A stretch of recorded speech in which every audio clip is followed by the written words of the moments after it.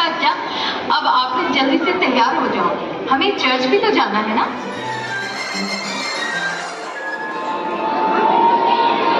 पापा देखिए, मारिया ने कितने सुंदर कपड़े पहने हैं। मेरे पास तो वही पुराने कपड़े हैं, पिछले साल वाले। आपने तो मुझे कुछ भी नहीं दिलाया, न खिलौने न कपड़े। बेटा एग्नेस, थोड़ा सब्र करो, मैं तुम्हें इससे भी अच्छे कपड़े और सुंदर खिलौने दिलवा दूंगा। अरे तुम क्या दिला पाओगे अच्छे कपड़े और खिलौने? तुम तो खाली बस दिलासा देते हो, कुछ करना धरना तुम्हारे बस का तो है नहीं। पापा मुझे अच्छे कपड़े ला कर दो, मैं तभी चर्च जाऊंगी। मैं वही पुराने कपड़े नहीं पहनूंगी, मेरे दोस्त मुझे चिढ़ाते हैं। जाओ जाओ, कहीं से भी नए कपड़े ला कर दो, तभी हम दोनों चर्च जाएंगे, समझे? अरे एग्नेस ना समझ है, तुम तो समझदार हो। मैं इस वक्त कहां जाऊं, क्या करूं?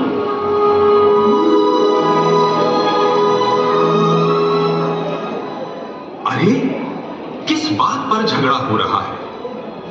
आज तो बड़ी खुशी का दिन है। चर्च चलकर प्रार्थना करने के बजाय आप लोग यहां पर झगड़ा कर रहे हैं। मेरे भाई, आज तो खुशी बांटने का दिन है। आज का पर्व हमें भाईचारा सिखाता है। छोटी छोटी बातों पर आपस में मनमुटाव नहीं रखना चाहिए। प्रभु यीशु ने सारे संसार को यही संदेश दिया है। जब दुनिया बाहरी आकर्षण में डूबी थी, चारों ओर अंधकार का बोलबाला था, तब दुनिया को सही राह दिखाने के लिए प्रभु यीशु ने जन्म लिया। प्रभु हमारा दिल देखता है, ना कि हमने क्या कपड़े पहने हैं। हमें उस घटना को हर बार याद करना है जब प्रभु ईश्वर ने अपने पुत्र को इस दुनिया में भेजा, ताकि दुनिया का उद्धार हो सके। वे ईश्वर के पुत्र थे, फिर भी उन्होंने मनुष्य का रूप धारण किया और हमारे बीच रहने का निर्णय किया। वे स्वयं ईश्वर थे, फिर भी वे हम सब के लिए मनुष्य बने। ईश्वर मनुष्य बने? पर ईश्वर तो ईश्वर हैं, उनको मनुष्य क्यों बनना पड़ा? मुझे कुछ भी समझ में नहीं आ रहा है। मारिया, एग्नेस, चलो आज मैं तुम्हें उस घटना के बारे में बताऊंगा। लगभग 2000 वर्ष पहले घटित हुई थी। सुनो सुनो सुनो,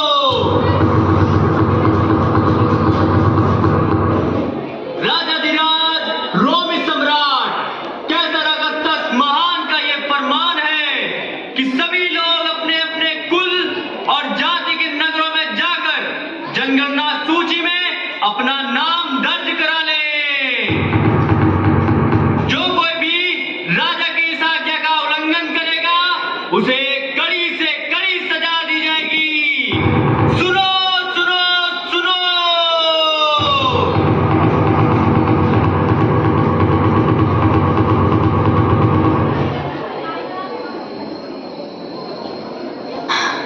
यूसुफ, अब बहुत समय नहीं बचा है। मेरी प्रार्थना है कि प्रभु हमें जल्दी ही कोई सुरक्षित जगह पर पहुंचा दे। मरियम, मैं समझ सकता हूँ कि तुम बहुत तकलीफ में हो और बहुत थक भी गई हो। देखो, शायद इस घर में हमें थोड़ी सी जगह मिल जाए। ये सज्जन शायद इस सराय के मालिक हैं। भाई, क्या आपके पास कोई कमरा खाली है? अरे मुझे माफ करो भाई, यहाँ कोई कमरा खाली नहीं है। कृपया समझने की कोशिश करिए महोदय। मेरी पत्नी के गर्भ का समय पूर्ण हो चुका है और वो किसी भी समय बालक को जन्म दे सकती है। वो बहुत तकलीफ में है मेरे भाई। मैं आपसे हाथ जोड़कर प्रार्थना करता हूँ भाई, कोई भी जगह हमें दे लीजिए जहां बस हम रात भर बिता सकें। मैं समझ सकता हूँ भले इंसान, पर मेरे यहाँ एक अस्तबल खाली है, वहां कुछ भूसा पड़ा है, आप चाहें तो वहां विश्राम कर सकते हैं। मरियम, मैं भली भांति जानता हूं कि तुम्हारी कोख में प्रभु यीशु है और ये जगह उनके जन्म के लिए बहुत ही खराब है, पर मेरी भी मजबूरी है, हमें दूसरी कोई जगह नहीं मिल रही है मरियम। कोई बात नहीं, मुझे पूरा भरोसा है कि परमेश्वर हमारा ध्यान जरूर रखेंगे। हम उन्हीं की शरण में है ना, इसीलिए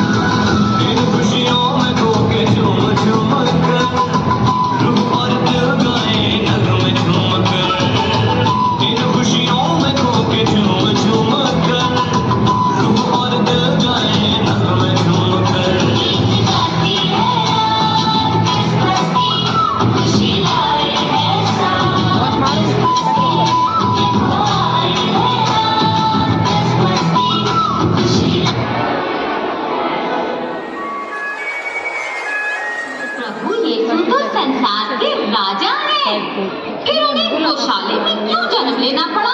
और राजा तो बहुत बड़े महल में रहते हैं और महंगे कपड़े भी पहनते हैं। आप लोग यह जानकर चकित होंगे कि प्रभु यीशु कभी भी उस राजा की तरह नहीं रहे जैसे यहाँ धरती पर होते हैं। उन्होंने कभी गहने और महंगे कपड़े नहीं धारण किए, बल्कि कितने ही लोग तो ऐसे थे जो उनके जन्म की खबर मिलते ही शिशु अवस्था में ही उनको मार डालना चाहते थे। हम तो इस बारे में कुछ नहीं जानते। नहीं जानते? तो सुनो। और तभी सुदूर पूरब से यरूशलेम तक 3 ज्ञानी पुरुष चलकर आए और पूछने लगे कि यहूदियों का राजा पैदा हुआ है, कहाँ है वो? पूरब में एक चमकदार तारे को देखा और उसी को देखते हुए यहाँ तक आए हैं।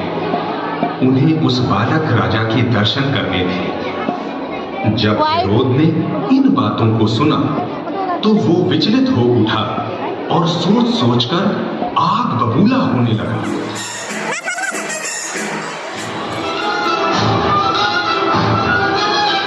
जल्दी बताओ मुझे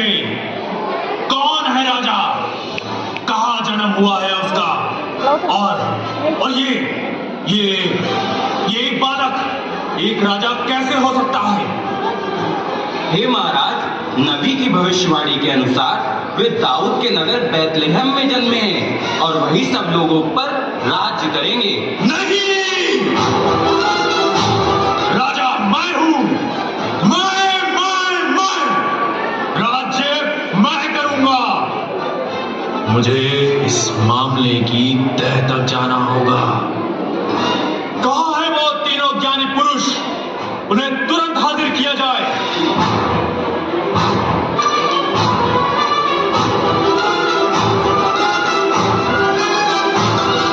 तुम सब बैतलहम जाओ।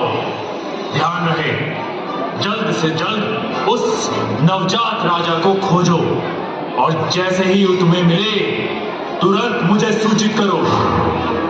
मुझे भी उस नवजात राजा के दर्शन करने हैं। जी महाराज, हम अभी जाते हैं। चलो चलो चलो।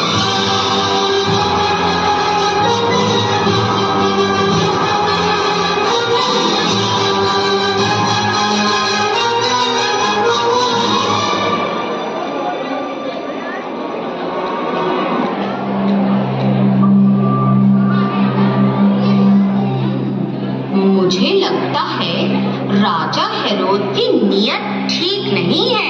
हाँ, उस पर विश्वास नहीं कर सकते। राजा हेरोद नवजात प्रभु यीशु से बहुत ईर्ष्या और घृणा करने लगा था और उसे इस राजा से नफरत हो रही थी कि उससे भी अधिक ताकतवर दूसरा कोई हो सकता था। इसलिए उसने एक बहुत ही जालिम फरमान जारी किया। पूरे देश में 2 साल या उससे कम आयु के शिशुओं का कत्ल कर दिया जाए। जो भी इस हुक्म को नहीं मानेगा उसे मृत्यु दंड मिलेगा। इसका मतलब प्रभु यीशु से मिलने कोई नहीं आया। आज की रात कितनी विचित्र है। हाँ, सही कह रहे हो। मुझे भी आभास हो रहा है कि कुछ शुभ बात। भागो नहीं, रुक जाओ, रुको और मेरी बात ध्यान से सुनो।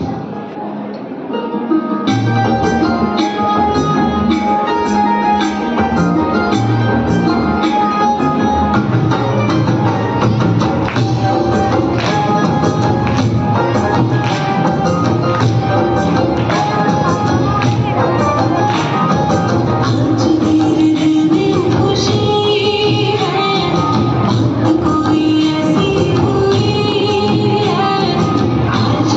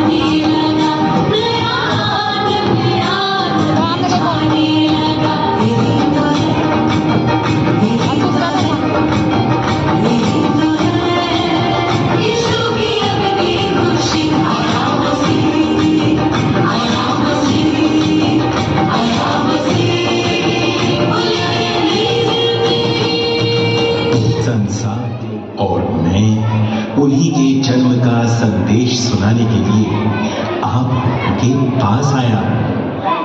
क्या कहा? गरीबों के मसीहा? यानी क्या मसीहा ने जन्म ले लिया है? हाँ, गरीबों का मसीहा। लेकिन वो मात्र गरीबों का ही मसीहा नहीं, बल्कि वो हर एक जरूरतमंद व्यक्ति का मसीहा है। हम सब प्रभु के दर्शन करने चलें? अरे वो देखो, वो है तारा। चलो चलो जल्दी चले।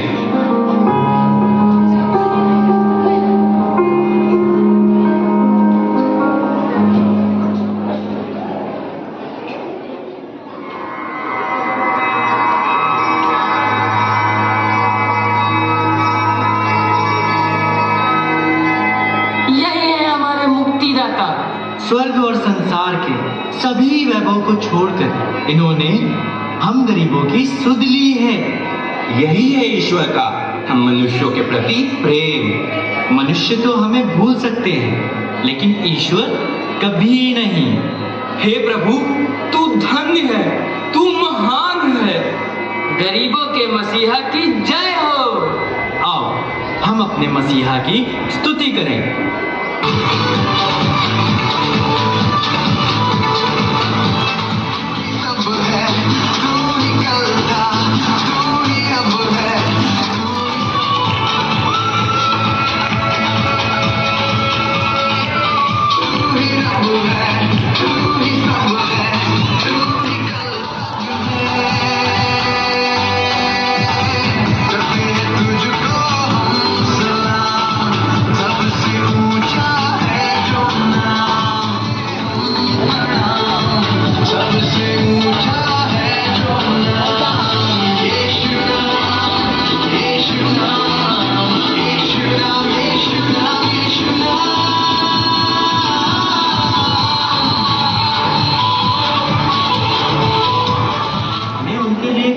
उपहार अवश्य ले जाना चाहिए। हाँ, ऐसा उपहार जो राजा की योग्य हो। सोना, मुर और लोबान यही उत्तम होंगे नवजात राजा के लिए। ठीक है, चलो चलते हैं।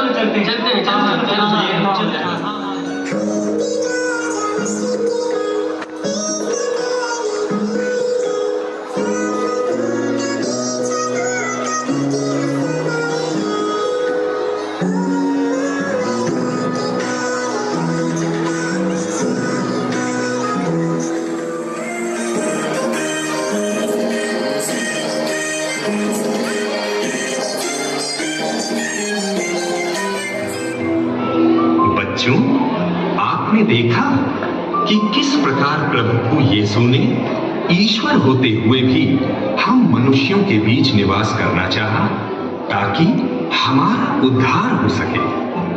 क्रिसमस का संदेश यहीं पर समाप्त नहीं होता है। क्रिसमस हमें जीना सिखाता है। क्या गरीब, क्या अमीर, सबों को एक साथ मिलकर प्रेम और भाईचारे से जीवन जीने के लिए बुलाता है। क्रिसमस का पर्व हमें सिखाता है कि किस तरह कोई भी व्यक्ति आत्म संतुष्टि के द्वारा खुशहाल जीवन व्यतीत कर सकता है। बाहरी चहल पहल से परे कैसे आज भी मानव जीकर अपनी अभिलाषाओं का दमन कर सकता है। ये पर्व एक साधारण पर परिपूर्ण और संतुष्ट जीवन जीने के लिए आमंत्रित करता है।